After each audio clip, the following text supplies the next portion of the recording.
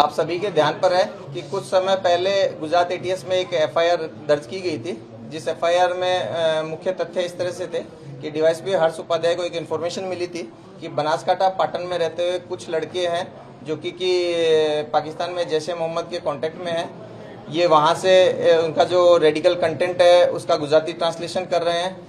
एक उन्होंने लोकल तंजीम बनाई है दारुल इस्लाम गुजरात के नाम से, जो कि जैश ए मोहम्मद की एक यहाँ पे एक उसका ही रिप्रेजेंटेशन के रूप में उन्होंने एक तंजीम यहाँ पे बनाई थी। इस तंजीम में वो लाइक माइंडेड लोगों को जोड़ रहे थे। इस एक इन्फॉर्मेशन को डेवलप किया गया था और एक एफआईआर यूएपीए और बीएनएस के अंतर्गत दर्ज की गई थी, जिसमें कि लगभग 8 आरोपियों को अरेस्ट किया गया था। इन 8 आरोपियों के हमें 14 दिन के रिमांड मिले थे। इन 8 आरोपियों का जब इंट्रोगेशन किया गया और इनके घर पे जब सर्चेज की गई तो इसके अंदर हमें जैश ए मोहम्मद के फ्लैग, मौलाना मसूद अजहर की किताबें और इन आरोपियों के द्वारा जो मसूद अजहर को लिखे गए खत थे वो सब मिले। साथ साथ में टेरर फंडिंग के लिए इनके पास जो पैसा आया था उसमें से भी 1,30,000 की रिकवरी की गई। इन लोगों में डिटेल्ड इंट्रोगेशन में इनके फ़ोन के ऊपर से बहुत सारे पाकिस्तानी कनेक्शंस मिले। इन लोगों की जो टास्किंग की जा रही थी, गाड़ी परचेज करना, एक घर के आउटस्कर्ट्स में लेना, इन सब के बारे में भी जो तथ्य हैं वो ड्यूरिंग इन्वेस्टिगेशन जानने को मिले। जो इन्वेस्टिगेशन टीम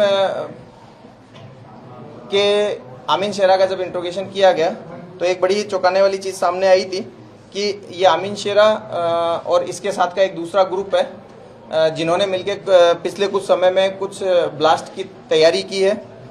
जब डिटेल इंट्रोगेशन किया गया तो जानने को मिला कि कुछ और भी आरोपी हैं जिनका नाम बिलाल आबिद शेरा, मोहम्मद अयूब कड़ीवाल, मोहम्मद अयूब सुनसरा, शफी रईस मुखी और मोहम्मद हसन हनीफ करड़िया, ये 5 आरोपियों अमीन शेरा और साथ साथ में अहमद और जकरिया, इनके भी ध्यान में ये चीज़ें थी। इन लोगों ने मिलकर के ऑनलाइन शॉपिंग पोर्टल और लोकल मार्केट से कुछ केमिकल्स खरीदे थे, जिनमें कि mainly potassium nitrate, sulphur, charcoal था।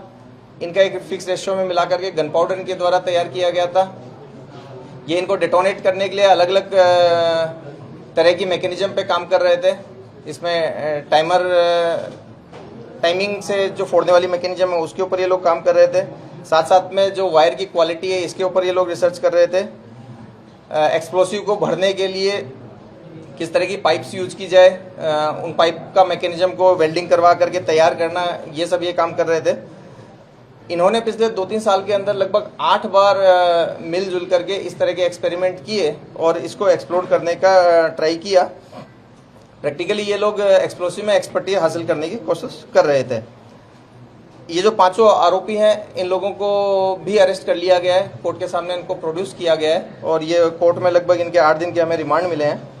ये जो 5 आरोपी हैं इसमें बिलाल आबिद शेरा जो है वो चाटावाड़ा सिद्धपुर पाटन का रहने वाला है और जमीयत उल उलूम मदरसा गढ़ा से पढ़ा हुआ है। मोहम्मद अयूब कड़ीवाल जो कि ब्लास्ट की लीड टीम में से था, वो खड़ियासन सिद्धपुर का है। ये देवबंद सहारनपुर में पढ़ा हुआ है और अभी ये फिर से जामिया अबू हसन मदरसा खड़ियासन में फिर से पाया गया है। मोहम्मद अयूब सुनसरा और जो मोहम्मद हसन हनीफ करड़िया, ये दोनों सिद्धपुर के रहने वाले हैं। इनको हमने अभी दारुल उलूम माटलीवाला भरूच से पकड़ा है। शफी रईस मुखी जो है वो वडगाम बनासकांठा का है और उसको दाबेल मदरसा नवसारी से लिया गया है। इस प्रक्रिया के दरमियान जो लोकल जिला पुलिस है उनकी मदद ली गई है और इन लोगों के रिमांड लेकर के अब आगे इनके पास से जो सीजर होने वाली आइटम्स हैं वो हम कार्रवाई कर रहे हैं। सर, ये जो ब्लास्ट ये इन लोगों ने इतने साल में कितने बार की और ये मटेरियल कहाँ से इन लोगों ने खरीदा, कैसे खरीदा? मैंने ऑलरेडी बताया कि इन लोगों ने जो मटेरियल है ये ऑनलाइन शॉपिंग प्लेटफॉर्म से और लोकल मार्केट से परचेज किया है। ये जो मटेरियल है इनमें से कुछ मटेरियल रासायनिक खाद के रूप में या इस तरह की प्रक्रियाओं में यूज होता है जो आसानी से मिल जाता है।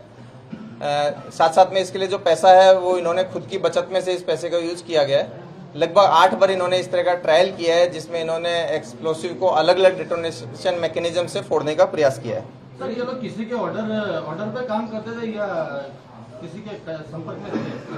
देखिए, हमने बताया कि इसमें जो पहले जो 8 लोग पकड़ाए थे उसमें से अहमद, इब्राहिम और मोहम्मद साउदी, ये लोग डायरेक्ट पाकिस्तानी जो जैश ए मोहम्मद के हैंडलर्स हैं उनके साथ में कांटेक्ट में थे। इस मॉड्यूल का एक जो दूसरा भाग है जिसके अंदर कि ये लोग एक्सप्लोसिव से ब्लास्ट कर रहे थे, इसके लिए उन्हें बाहर से इंस्ट्रक्शंस डायरेक्ट मिला हो ऐसा कुछ नहीं है। ऐसा अभी तक एटलीस्ट हमारी इन्वेस्टिगेशन में नहीं आया है।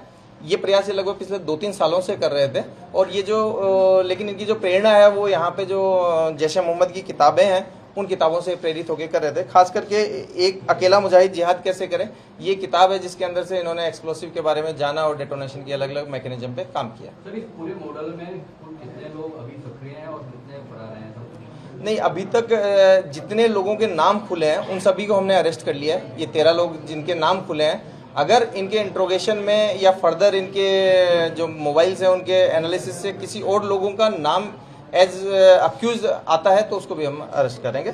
बट एज ऑफ नाउ जितने लोगों के नाम खुले हैं वो सभी हमारे डिटेंशन में है। सर, लास्ट टाइम में कहा गया था कि जो अब्दुल्ला है वो पाक हैंडलर है और वो टीम से जुड़ा हुआ है, तो इस बार कोई नया नाम सामने आया? और दूसरा सवाल कि ये जो कश्मीरी जो मिला था वडोदरा में 3-4 महीने पहले, उसकी आइडेंटिटी के बारे में कुछ पता चला? कश्मीरी की आइडेंटिटी को हम प्रयास कर रहे हैं उसका नाम खोलने की। जहाँ तक बात है कि कोई पाकिस्तानी हैंडलर इस नए ग्रुप के साथ में कांटेक्ट में है, तो आमीन शेरा थ्रू अहमद और इब्राहिम एक तरह से कह सकते हैं डायरेक्टली कांटेक्ट में था। जो नए 5 आरोपी हमने पकड़े हैं, इनके फोन से कोई ऐसी चीज नहीं मिली है कि ये लोग डायरेक्टली पाकिस्तानी हैंडलर के कांटेक्ट में या अब्दुल्ला के डायरेक्ट कांटेक्ट में हो। ऐसा इन लोगों के एनालिसिस से अभी तक नहीं मिला है। सर क्या इस केस में अन्य राज्य एजेंसियां वगैरह एनआईए और आईबी वगैरह? हाँ, इस केस के देखिए, जब भी ऐसा कोई बड़ा केस होता है तो गुजरात एटीएस और सभी जो सेंट्रल एजेंसीज हैं, अलग अलग स्टेट पुलिस हैं, वो सब इन्वॉल्व होती हैं। इनके कहीं तार किसी दूसरी जगह से जुड़े हुए हों, इसके बारे में पूरी डिटेल से इन्वेस्टिगेशन किया जाता है। पहले जब 8 आरोपी थे उस समय भी हमने एक आरोपी को जब एमपी से उठाया था तो एमपी पुलिस ने इसमें काफ़ी मदद की थी।